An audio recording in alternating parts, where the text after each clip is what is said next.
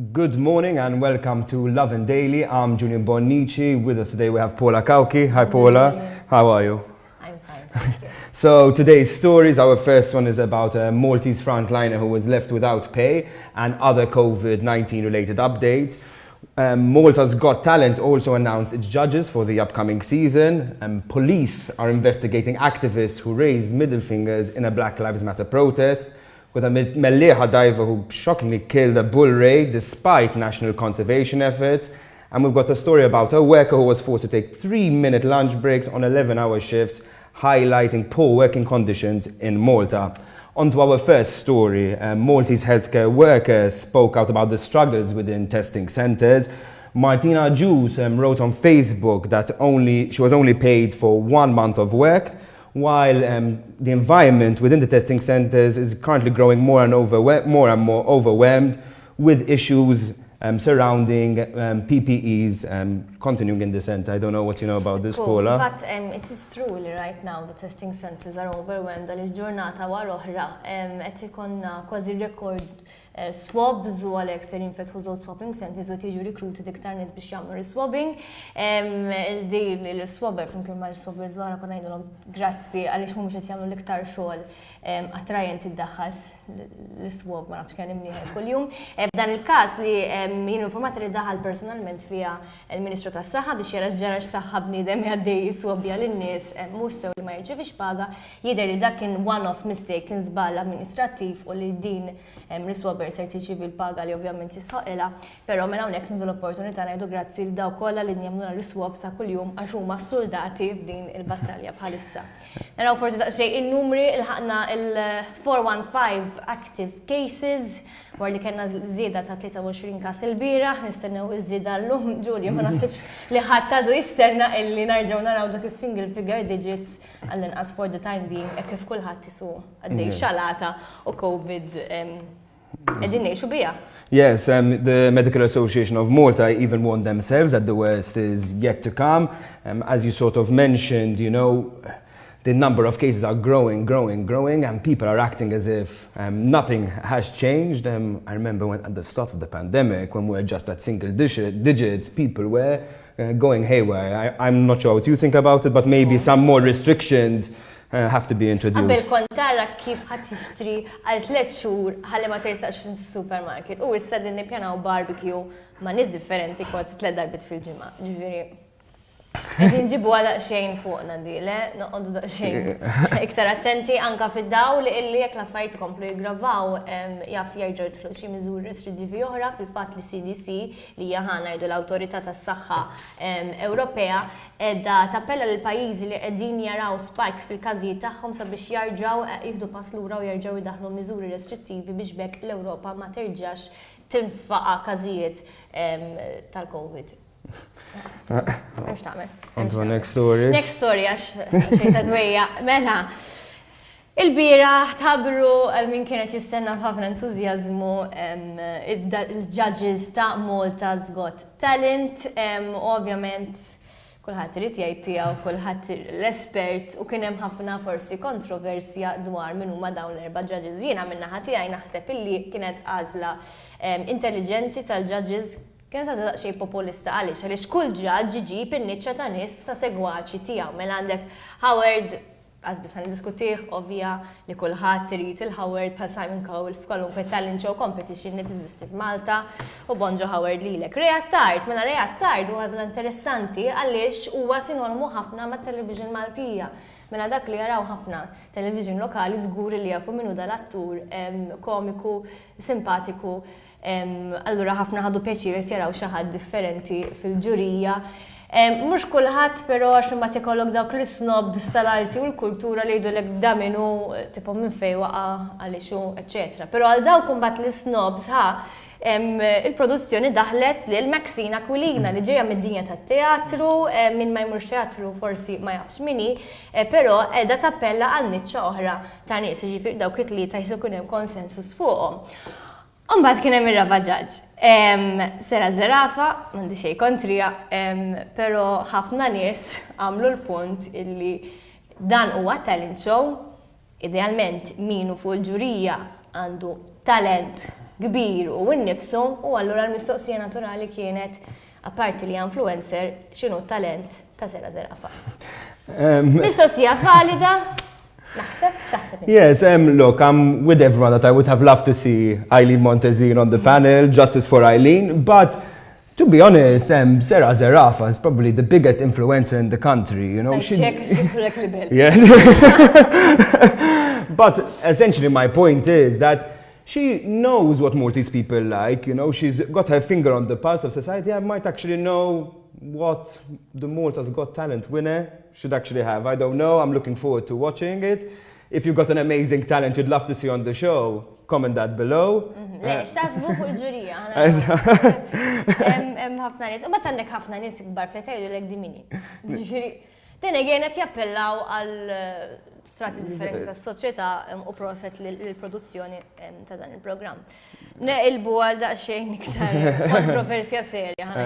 So on the next story, two women are now under police investigation for raising their middle fingers at a crowd at an anti-Black Lives Matter protest. This came after two irregular migration activists, Ray Aquilina and Nola Pap, sort of said that the middle finger was a symbol of hatred to the Maltese and an investigation must be immediately opened. The police are now looking into it. This comes after someone who made a Nazi salute at the same protest was also put under investigation. I don't know about you, Paula, but this latest case maybe shows the issue on how vague Malta's hate speech laws actually are. You know, if you're going to put up a middle finger to someone and that's going to be considered hate speech, I'm sorry, but it's gotten out of control. Mis-seba ħadna litu, ġifiri, Alla ħares kull bniedem li jolli s-suba tan-nofs jispiċċa l-assa, għax naħseb għandhom xogħol ħafna iktar serju x'jagħmel. Naħseb din il-liġi iktar ma jgħaddu ġranet u iktar ma kulħadd jinterpreta bil-mod kreattiv tiegħu iktar toħloq problemi, nemmen illi għandu jsir eżerċizzju biex tiġi emendata din liġi ħad tkun iktar ċara u tu biex taqta l-abbużi illi inti għal kull ħaġa ta' xejn mort lassa u għajtulek lassa, mhux lilek għajtu lil min dejqek lassa, però naħseb li dan hu eżempju ta' kif qegħdin neżaġeraw kollox. I mean, issa nibdew min jagħmel l-emoji tas-suba tan-nofs waqt chat fuq WhatsApp intellaw ukoll għal hate speech. Tistema redikola, hija redikola, ma nqawx tal-livell. And we want to make it clear that hate speech, of course, it is an issue, but of course, imma ifhimni, hemm hate speech, you know, maybe some people should just go at thicker skin as well. Insomma. U qed nitkellmu fuq nisbaxxi u l-istorja li jmiss hija proprju eżempju tal-inħobb ngħidina #kretin meta l-bieraħ kien hemm xi diver bravo mens mill-Mellieħa illi qabad bullrej meta mhux suppost li din l-ispeċi taqbada minħabba li kważi qatt ma naraw bħala mal-nibra Maltin.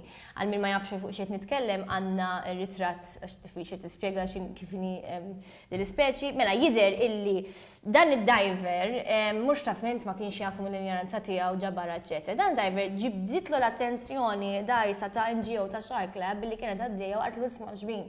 Qabatta proset sajjed fik itla allura tal-li tmut ma tistax tagħmel hekk. Da driver ġi jaqa' u jqum u bek grazzi li għandna inqas possibilità li qatt taħna tfal tagħna u kull min jodos u dives jara din il-speċi dur ma nibra Maltin. Vera proset, vera kretin. And to be honest, I really can't understand the appeal in it. You're swimming through lovely Maltese waters, you see such an amazing animal like that, and what's your first thought? Let's kill it. What a fun way. Ħajjiklu ħajfaw fl-akwarju, ma tistax. I know, it's insane, and you know, these conservation efforts are really important because one day we'll just have no marine life left in the country. On to our last story. Quite another serious story as well, raising issues about migrant workers in Malta. A Bosnian worker spoke to Lovin Malta sort of about her poor working conditions within a hair salon in Malta. She's on 3-minute lunch breaks during an 11-hour shift. She's actually not allowed to drink water in front of customers, and she's never actually gotten a proof of payment. Her boss has even threatened removing her work permit, and that almost ended up coming true because at the end of the termination of her contract, she was told her residency permit was going to be revoked. This is not a new story. In recent weeks, we've been seeing stories like of Orlando and other cases of migrant workers being abused in the country, and it's a really big issue. I'm not sure whether it's coming from a legal standpoint or an enforcement standpoint, but something really needs to change immediately.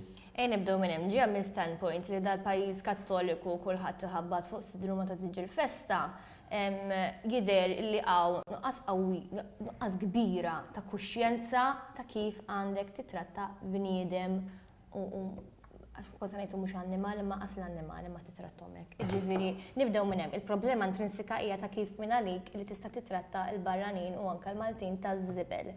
1. 2. Mill-lat legali dal-employer qiegħed jikser ma nafx kemm il-liġi tad-dritt tal-ħaddiem fuq il-post tax-xogħol. Ġifieri jekk minn għalikom li wieħed jista' kull ma jagħti 3-minute lunch break għal 11 siegħa u ma jħallihx joħroġ mit-toilet fil-lunch break, ma jħallihx jixrob biex ma jmurx it-toilet, ma jagħtix proof of payment, dawn huma kollha ksur ta' liġi li liġi faċli ħafna ssiba online.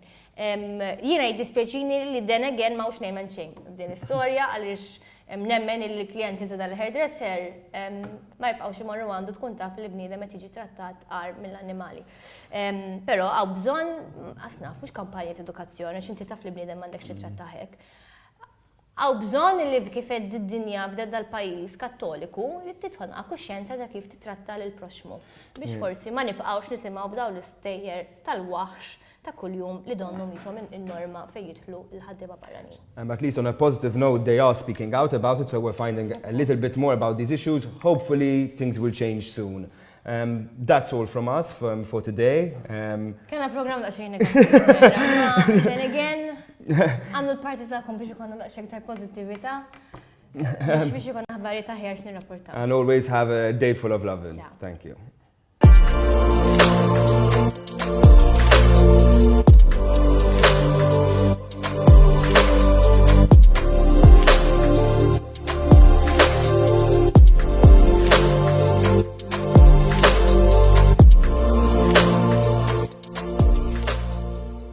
This episode of Lovin Daily was brought to you by Chevo by Wayne.